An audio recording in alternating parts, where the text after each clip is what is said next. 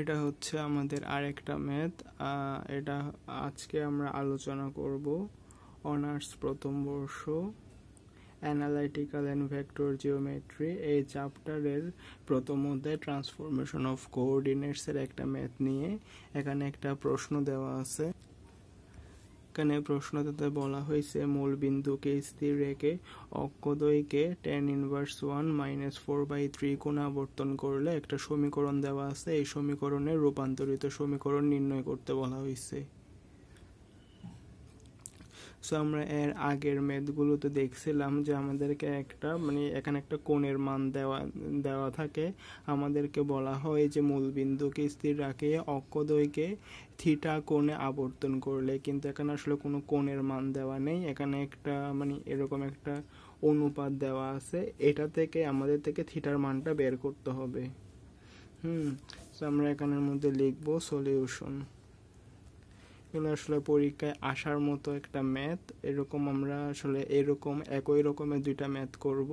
এটা হচ্ছে আমাদের প্রথম ম্যাথ, আর একটা আমাদের নেক্সট পড়বে এইরকম ম্যাথেরই আর একটা সেম ভ্যারাইটির ম্যাথ আমরা করাবো আজকে। এটা হচ্ছে প্রথম ম্যাথ আমাদের। সলিউশন। আমরা এদিকে একটা চিত্র আঁকি। এদিকে এটা হচ্ছে আমাদের সমকোণ। আমরা জানি সমকোণের বিপরীত বাহু অতিভুজ, আর এটাও যদি থিটা কোণ হয়, থিটা কোণের বিপরীত বাহু হচ্ছে লম্ব, আর কোণ সংলগ্ন অংশটা হচ্ছে ভূমি। এখানের মধ্যে দেওয়া আছে কি? দেওয়া আছে tan ইনভার্স 1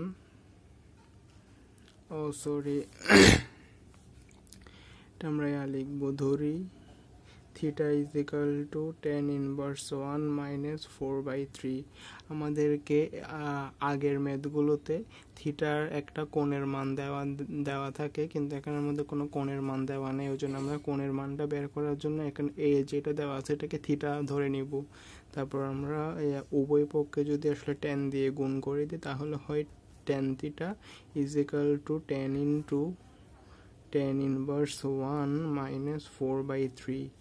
এটা এরকম করে ক্যালকুলেশন হয়। আমি একদম ভেঙে দেখাই দিই।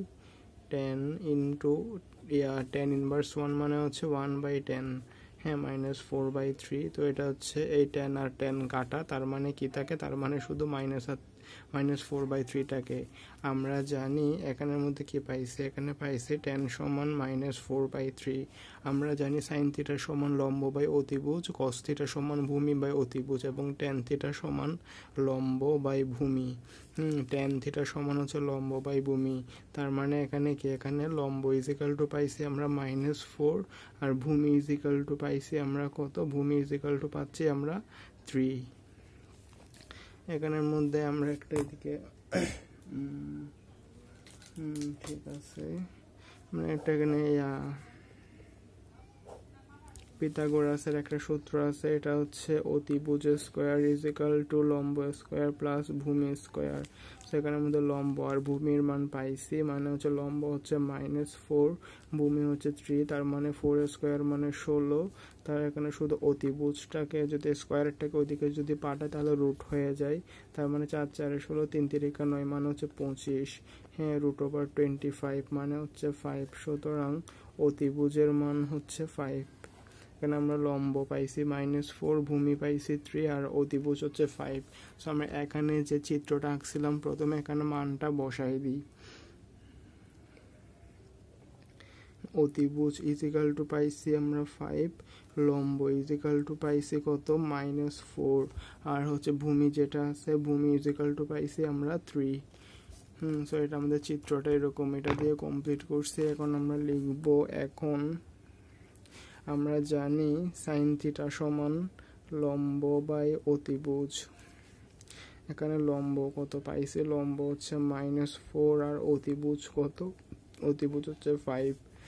আর হচ্ছে কত? cos theta. cos থিটা আমরা জানি sin থিটা সমান লম্ব বাই অতিভুজ, cos থিটা সমান ভূমি বাই অতিভুজ। ভূমি কত? ভূমি হচ্ছে 3, অতিভুজ কত? 5। সো আমরা এখানের মধ্যে দুইটা পাইছি। sin থিটা সমান আমরা পাইছি -4/5, আর হচ্ছে cos থিটা। cos θ সমান পাইছি আমরা 3/5। এটা হচ্ছে আমাদের ক্যালকুলেশন করে যেটা পাইছি ওইটা আমাদেরকে কি বলছে, আমাদেরকে একটা বলছে মূল বিন্দুকে স্থির রাখিয়া অক্ষদ্বয়কে একটা কোণ দেওয়া আছে, ওই কোণে আবর্তন করলে, সরি আসলে কোণ দেওয়া নাই, কোণের পরিমাপ দেওয়া আছে। হ্যাঁ, আমরা এই ম্যাথটার আগে যে ম্যাথগুলো করছি সবগুলাতে মূল বিন্দুকে স্থির রাখিয়া অক্ষদ্বয়কে একটা নির্দিষ্ট কোণে আবর্তন করতে বলা হয়েছে, তবে এখানে আসলে কোনো সরাসরি কোনো কোণ দেওয়া নাই, একটা ইনডাইরেক্টলি ভাবে কোণের অনুপাত দেওয়া আছে, ওই অনুপাত থেকে আমরা আসলে থিটার মানটা বের করতে হবে। ওই জন্য আমরা ধরি থিটা ইজিক্যাল টু যে কোণের পরিমাপটা দেওয়া আছে ওটা, তারপরে হচ্ছে উভয় পক্ষে ট্যান নিয়ে এদিকে করছি ট্যান থিটা, আর এদিকে হচ্ছে ট্যান আর ট্যান ইনভার্স 1 যদি গুণ করি তাহলে হচ্ছে কোনো কিছুই থাকে না আর কি, কাটাকাটি চলে যায়। তো এখানের মধ্যে শুধু -4/3 থাকে।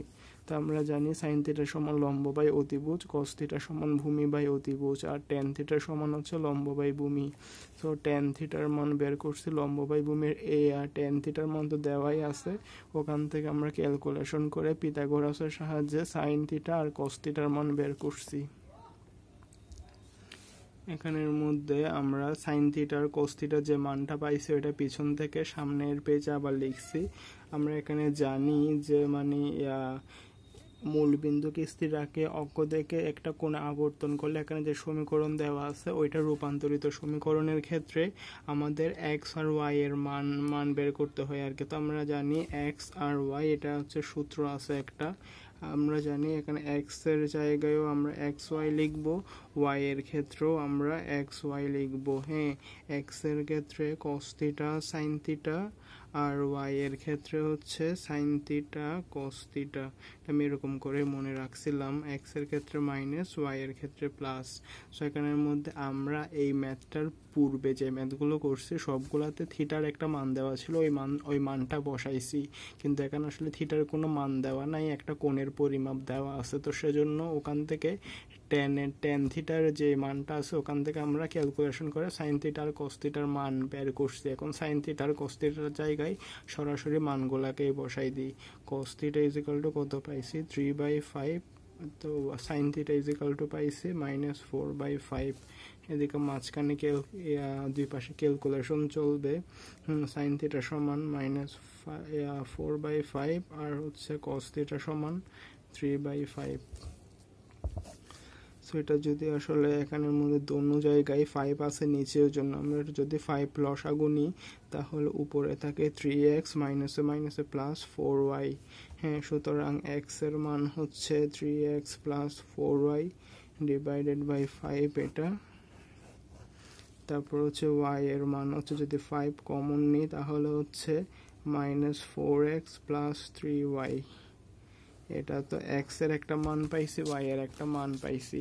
এখন আমাদের যে প্রদত্ত সমীকরণ আছে আমরা লিখব প্রদত্ত সমীকরণ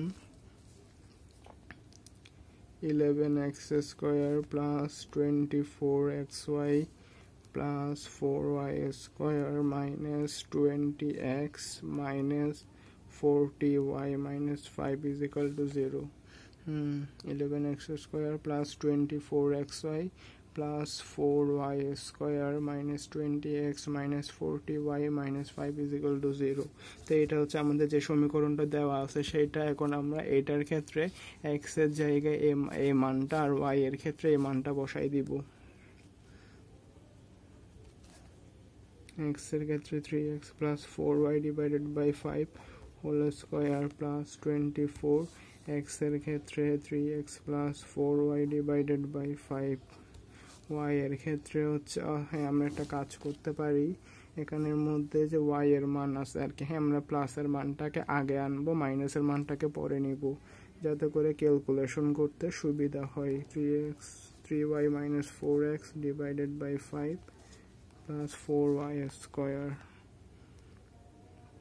3y - 4x divided by 5, 4y² - 20, x এর মান হচ্ছে 3x + 4y divided by 5, y এর মান হচ্ছে কত 3y - 4x divided by 5 - 5 = 0।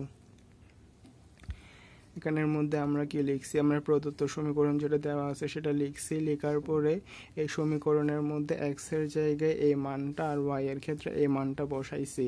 হ্যাঁ, এখানে আর একটা কথা, এখানের মধ্যে হচ্ছে এখানে যে যোগ বিয়োগ বাকি যে ক্যালকুলেশন হবে আর কি, হ্যাঁ এটা হচ্ছে অধিকাংশ ক্ষেত্রেই ক্লাস 9-10 ক্যালকুলেশন আর কি। আর আমরা এখন অনার্সে আসি, তো আমরা নিজেরাই এই ক্যালকুলেশনগুলো পারবো।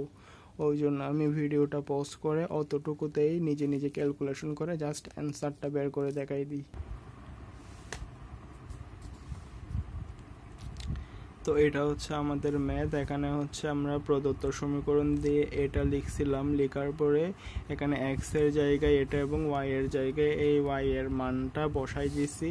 বসানোর পরে এটা হচ্ছে আমাদের এক্স আর ওয়াই এর মান বসানোর পরের আকার।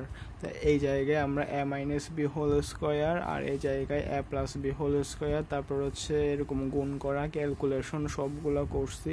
করার পরে এখানে একটা এরকম লাইন আসছে, এটা হচ্ছে এরকম একটা লাইন আসছে লম্বা লাইন। এখান থেকে আবার যোগ বিয়োগ বা কমন নিচ্ছে, তখন থেকে এরকম যোগ বিয়োগ কমন নিচ্ছে। কমন নেওয়ার পরে ফাইনালি এরকম এখানে এরকম একটা লাইন আসছে। এখান থেকে সব জায়গা থেকে 125 কমন যায়, ওই জন্য 125 কমন নিচ্ছে। কমন নেওয়ার পরে এটা আসছে। এখানে আবার যেহেতু সামনে মাইনাস থাকতে পারে না, ওই জন্য মাইনাস দ্বারা উভয় পক্ষকে গুণ করছি। করার পরে এই ফাইনাল রূপটি পাইছে এবং সুতরাং নির্ণয় রূপান্তরিত সমীকরণ হচ্ছে x square minus 4y square minus 4x plus 8y plus 1 is equal two 0। হ্যাঁ, এখানে হচ্ছে কি এটা আছে, এদিকে একটা 125 আছে। খাতাটা যখন আসলে ভাঁজ করা হয়েছে তখন ওই জন্য 125টা দেখা যায়নি প্রথমে। আমি এটা আরেকবার বলে দিই শুরু থেকে। আমাদের প্রশ্ন হচ্ছে মূল বিন্দুকে স্থির রেখে অক্ষদ্বয়কে একটা কোণের অনুপাত দেওয়া আছে, এত কোণে আবর্তন করলে একটা সমীকরণ দেওয়া আছে, ওই সমীকরণের রূপান্তরিত সমীকরণ বের করতে বলছে। সো আমরা ধরি থিটা হচ্ছে একটা কোণ, ধরি থিটা ইজ ইকুয়াল টু এখানে যে কোণের অনুপাত দেওয়া আছে ওইটা। তো এখানে উভয় পক্ষে ট্যান নিয়েছি। ট্যান নেওয়ার পরে ট্যান আর ট্যান ইনভার্স 1 দুটোটা কাটাকাটি চলে যায়। তারপর হচ্ছে এখানে tan theta is equal to এইটা থাকে। তো আমরা জানি sine theta cos theta tan theta আর কি। হ্যাঁ, আমরা জানি সাইন থিটা সমান লম্ব বাই অতিভুজ, কস থিটা সমান ভূমি বাই অতিভুজ, ট্যান থিটা সমান লম্ব বাই ভূমি। তো এখানে tan theta is equal two লম্ব বাই ভূমি দিয়ে পিথাগোরাসের উপপাদ্যের সাহায্যে সাইন থিটা অতিভুজ লম্ব আর ভূমির মান বের করছি। বের করার পরে ওখান থেকে সাইন থিটা সমান লম্ব বাই অতিভুজ আর কস থিটা সমান ভূমি বাই অতিভুজ এটা দিয়ে সাইন থিটা আর কস থিটার মান বের করছি। বের করার পরে এখানের মধ্যে আমরা জানি যখন আসলে মূল বিন্দুকে স্থির রেখে অক্ষদ্বয়কে একটা নির্দিষ্ট কোণে আবর্তন করা হয় তখন ওখানে এক্স আর ওয়াই এর মান বের করতে হয়। তো আমরা এখানে দুইটা সূত্র আছে, এখানে এই দুইটা হচ্ছে সূত্র। আমি একটু বক্স করে দিই। X is equal to X cos theta minus Y sine theta, আর হচ্ছে Y is equal to X sine theta plus Y cos theta. এই দুইটা হচ্ছে সূত্র আর কি, যে বক্স করা এই দুইটা হচ্ছে সূত্র। এগুলো আপনারা মুখস্থ করে রাখবেন বা এরকম করেও লিখতে পারেন। এক্স ইজ ইকাল টু আর একটা হচ্ছে ওয়াই ইজ ইকাল টু, হ্যাঁ দোনো জায়গায় এক্স ওয়াই দিবেন, দোনো জায়গায় এক্স ওয়াই দিবেন। তারপর এক্স এর ক্ষেত্রে cos theta sine theta, y এর ক্ষেত্রে sine theta cos theta, x এর ক্ষেত্রে মাইনাস ওয়াই এর ক্ষেত্রে প্লাস। তো এরকম করে আমরা যে সাইন থিটার কস থিটার মান পাইছি ওগুলো দিয়ে ক্যালকুলেশন করে লসাগু নিয়ে ফাইনালি এক্স এর মান পাইছে এটা, ওয়াই এর মান পাইছে এটা। এখন একটা প্রদত্ত সমীকরণ যেটা দেওয়া আছে ওখানের মধ্যে এক্স আর ওয়াই এর মানগুলো বসাইছি। বসানোর পরে জাস্ট ক্লাস 9-10 যে ক্যালকুলেশন করছি এরকম ক্যালকুলেশন করছি। করার পরে কমন নিয়েছি, সব কিছু করছি, মাইনাস দ্বারা গুণ করছি। করার পরে ফাইনালি নির্ণয় রূপান্তরিত সমীকরণ হচ্ছে এটা, এবং এটাই হচ্ছে আমাদের অ্যান্সার। আমাদের ম্যাথটা শেষ, আশা করি বুঝতে পারছেন।